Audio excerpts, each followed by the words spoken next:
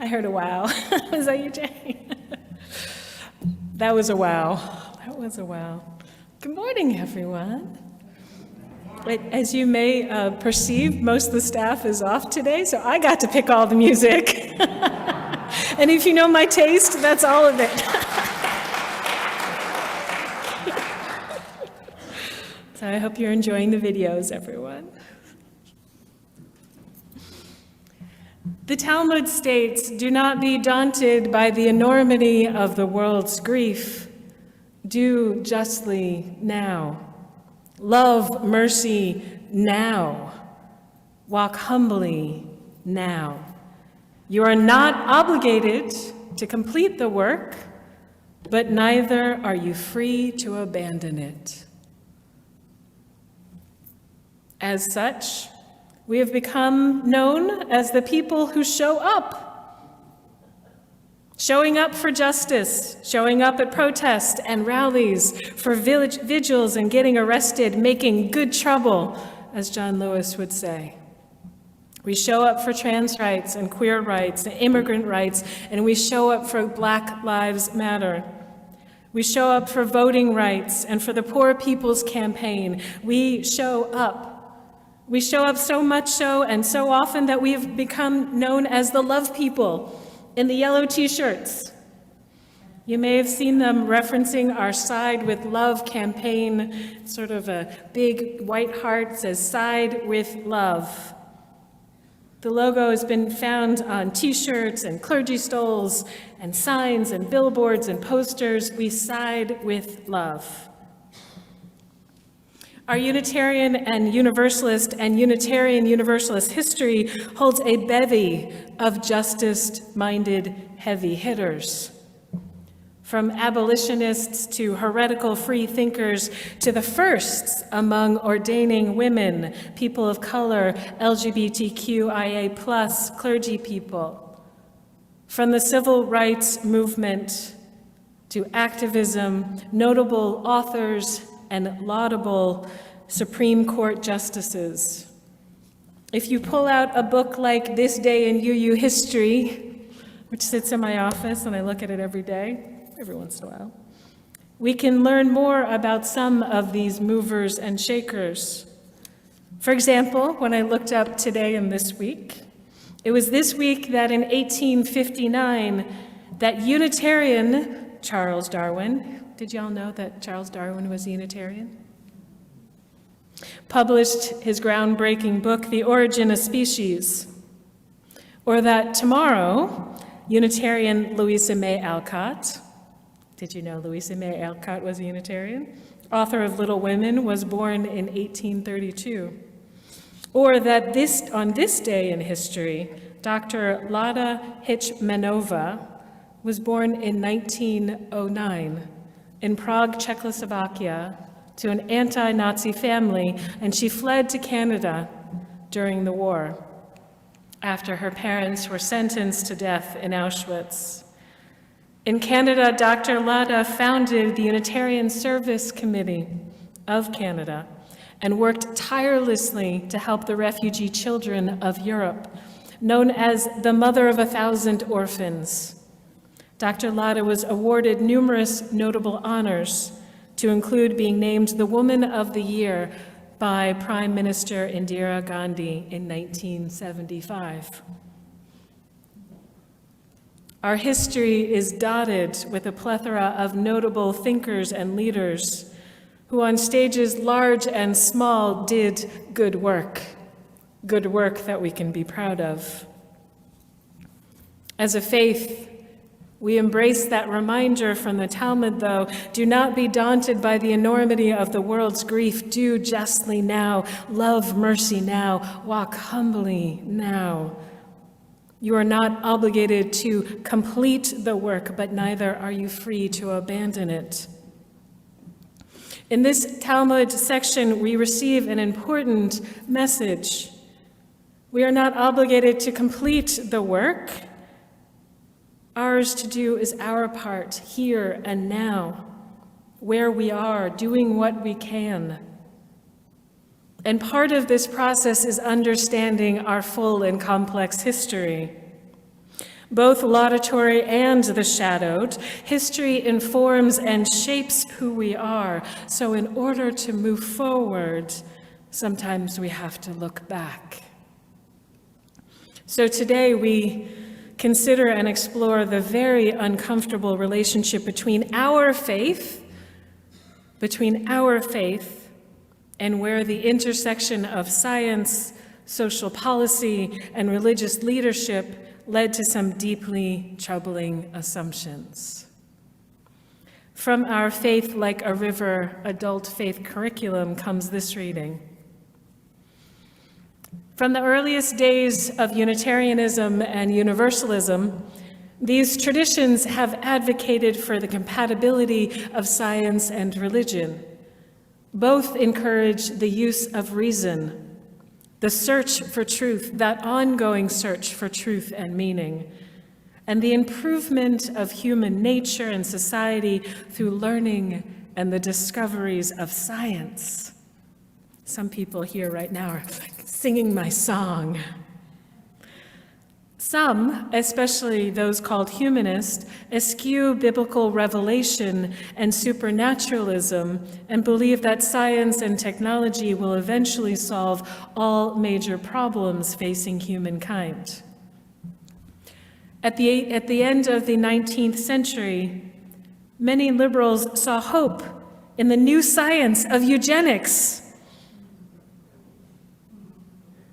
Many liberals saw hope in this new science called eugenics, as it embodied a kind of evolutionary optimism. Many believed that the births of stronger, smarter, and even more attractive babies would signal the coming salvation of the world. In the ensuing decades, prominent religious liberals became enthusiasts for eugenics.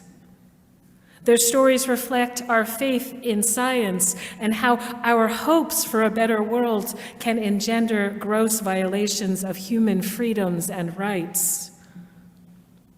Unitarian Universalists today, who, as we uphold our inherent worth and dignity of every person as our first principle, would be shocked to read the title of this book published in 1902 by the American Universalist Association, the American Unitarian Association.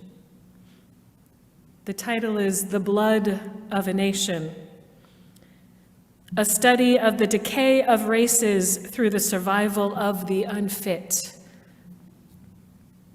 The author was David Starr Jordan, the president of Stanford, and the most renowned ichthyologist? Is that right? Where are my science people? A zoologist who studies fish. What they said. A most renowned ichthyologist in America. During the 20th century, Jordan became the most sought-after speaker at Unitarian events. Between 1902 and 1916, he published 19 books with a denominational imprint, our denominational imprint, Beacon Press. He was its most prolific author, with most of the titles remaining on the Beacon backlist until the eve of World War II. Jordan was a pacifist, raised in a Universalist household, but Jordan's pacifism was based on a belief that war is a biological evil. This one was new to me. War was a biological evil, for it kills off the physically and mentally fit and leaves behind the less fit. This is what Jordan taught. He declared that poverty, dirt, and crime produced poor human material. It is not the strength of the strong, but the weakness of the weak, which engenders exploitation and tyranny, he wrote. Weak people bring failure upon themselves and ultimately will bring failure on the nations they live in. if they are the ones who survive and reproduce. War, Jordan believed, robbed the race of its most vital blood. In 1924, a Virginia law aimed at the sterilization of the unfit to prevent the passing on of their genetic heritage was tested with the case of Carrie Buck. Carrie Buck was scheduled to be sterilized under the new law. She had been raised in foster care, assaulted many times, become pregnant, and given birth all before the age of 17. She was considered part of a shiftless, ignorant, and worthless class. The judge ruled that the operation should be done. Appeals eventually took it to the Supreme Court. And Unitarian Oliver Wendell Holmes and Unitarian William Howard Taft voted with the majority, upholding the ruling, and Holmes writing this decision. We have seen more than once that the public welfare may call upon the best citizens for their lives. It would be strange if it could not call upon those who are already sap the strength of the state for these lesser sacrifices. It is better for all the world if, instead of waiting to execute denigrate offspring for crime, or let them starve for the imbecility, society can prevent those who are manifestly unfit from continuing their kind. 3 generations of imbeciles are enough.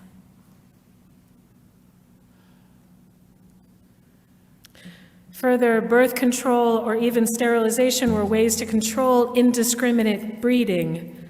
From Clarence Russell Skinner, the great Universalist social reformer and activist, published The Social Implication of Universalism, and he declared, "The new enthusiasm for humanity readily pictures a time when through eugenics, education, friendship, play, worship, and work, the criminal will be no more, because the misdirection or the underdevelopment of human nature will cease."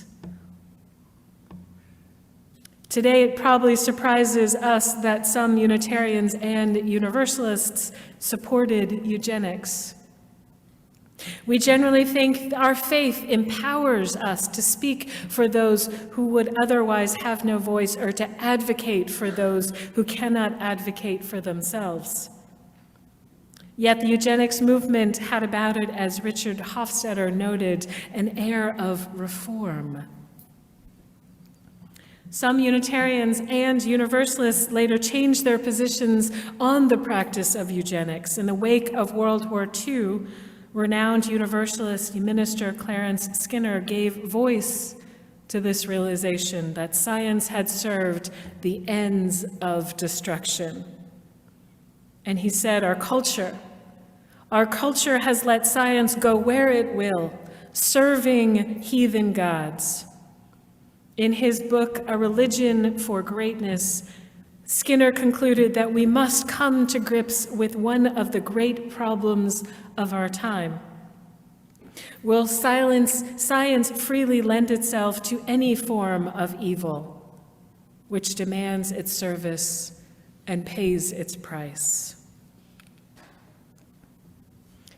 After reading through all of that, I think we need to pause and to bear witness to the generational trauma and suffering levied in the name of science and progress.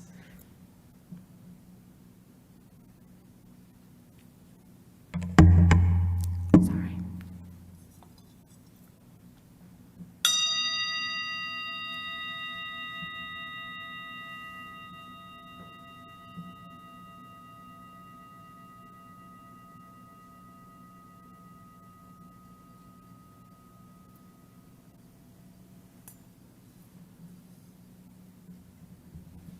That was a lot. That was a lot.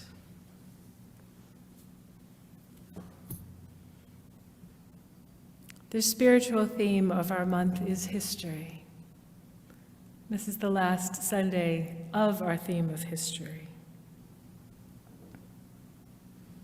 What we can glean from explorations such as this, from understanding more deeply and fully our history, is that, like many of us individually, as a faith, as a people, as a community, we can get it wrong. Seriously wrong, catastrophically wrong, and still navigate our way to making it better. And still manage to do and to be better in the midst of doing a great deal of violence and harm. Why do we poke at the shadowed side of our history? To remember that we are human, to repair harm, to dismantle oppression within ourselves, and to ensure that these travesties never happen again. Do not be daunted by the enormity of the world's grief. Do justly now, love mercy now, walk humbly now. We are not obligated to complete the work, but neither are we free to what? Abandon it. This is no different in our personal lives, our spiritual lives, the lives of our families. Everyone has a story. Everyone has a past. These stories and these pasts frame who we are today. Our families are networks of stories and a history that made us who we are today.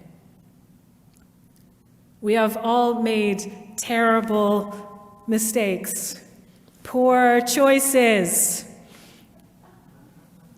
made faulty or dangerous assumptions which led to unforeseen outcomes. Whew.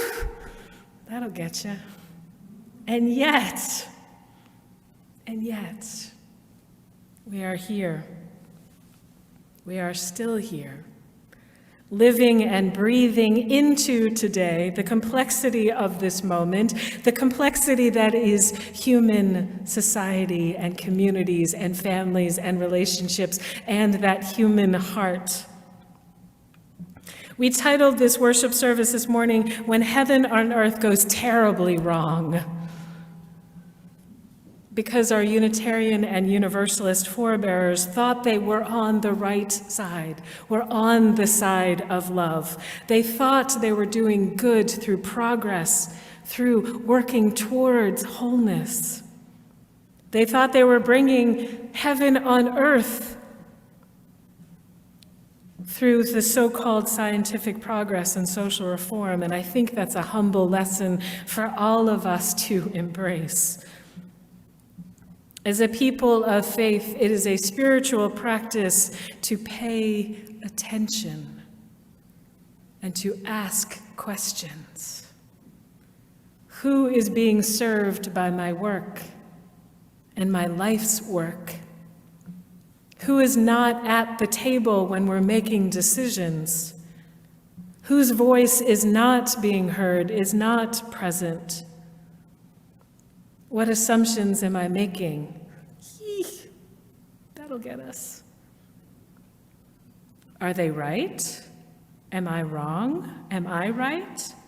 What is the most elegant next step, regardless of how small that it might take to make it better? How am I serving the spirit of life or the God of our understanding or the interdependent web of which we are all a part? When we ask these questions, these weighty and significant questions of ourselves, we begin again in love. And to borrow a page from the big book on our friends in recovery, we continuously take a personal inventory. And when we are wrong, we promptly admit it. Which is why we embrace loving kindness in today's service. That practice of loving kindness begins with ourselves and those in our circle and those farther in the circle, and even to those we would not imagine extending loving kindness to. And then the entire world. And we return again in love. So I will close with these words, emblazoned in my thoughts when I ask those hard questions as we explore our history. May we be reminded, as the Talmud says, let us not be daunted by the enormity of the world's grief or hardship or heartbrokenness. Let us do justly now. Let us love mercy now. Let us walk with humility, move with humility, love with humility now. We are not obligated to complete the work, for in our lifetime, is that even possible? No. But neither are we free to abandon it. Amen. Blessed be, and may it be so.